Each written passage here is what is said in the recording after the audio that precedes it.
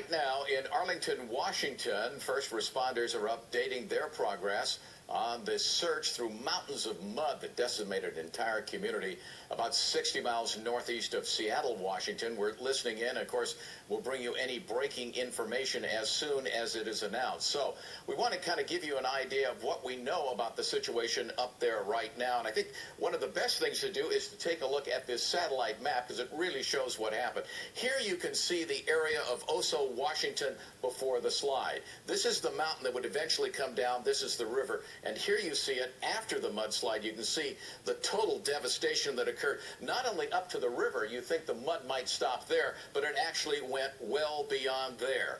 And here is the latest video in from the scene as rescue teams and search teams, actually it's more of a search right now than it is a rescue, continue to look for those that are dead and missing. So let's get the latest numbers on it right now, and here we have for you. Now this is the death toll, and this kind of goes back and forth, but right now they're estimating that 24 people were killed in the mudslide. 8 bodies, that would also include the 8 bodies that have yet to be recovered. Also, 12 people are hospitalized. Those are survivors. And this number here, 176 people still missing. Our reporter, Robert Kovacik, has been live up there covering the situation. He got up there late yesterday. We've had reports at 11 o'clock at night. We've also had reports throughout the day today. Robert is in Arlington. Robert, what's the latest that you can give us up there right now? And has the rain begun to fall again? It's been raining off and on most of the day here, Chuck, and it's raining pretty heavily right now. And as soon as we finish with you, I'm going to step into that incident briefing where we hope to have the latest numbers about what searchers did or did not find here on day 4 of this search and rescue mission, or what the fire chief admitted to me last night is now a search and recovery mission. But it may be several days, perhaps several weeks, before we have an official death toll. For now, I'd like to introduce you to a man from Southern California who said in the wake of Sunday's slide, he fears a domino effect and more lives may soon be put in peril. It started with a sign broadcast on NBC Nightly News and seen across the nation. That's when the phone started ringing. We got calls from people who offer their support.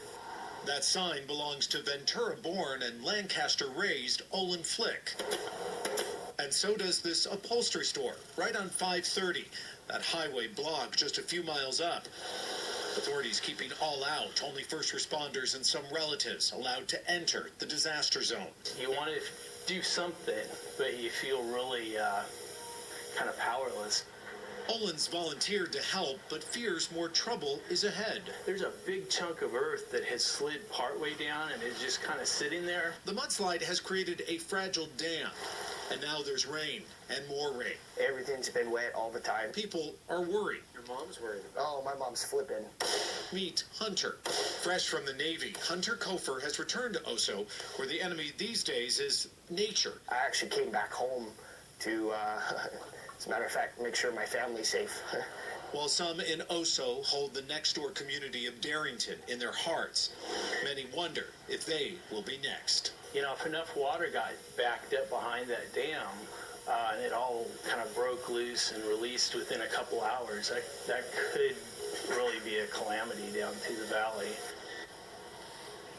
I want to go back to that incident briefing that's taking place right now. For the first time, we understand from my colleagues inside, no more victims were recovered today. The death toll officially remains at 16. The 8 bodies that are still out there, they do not know operationally as if they have been yet recovered. Again, this is all coming in from the meeting, and we will have much more for you tonight on the NBC4 News at 11 o'clock.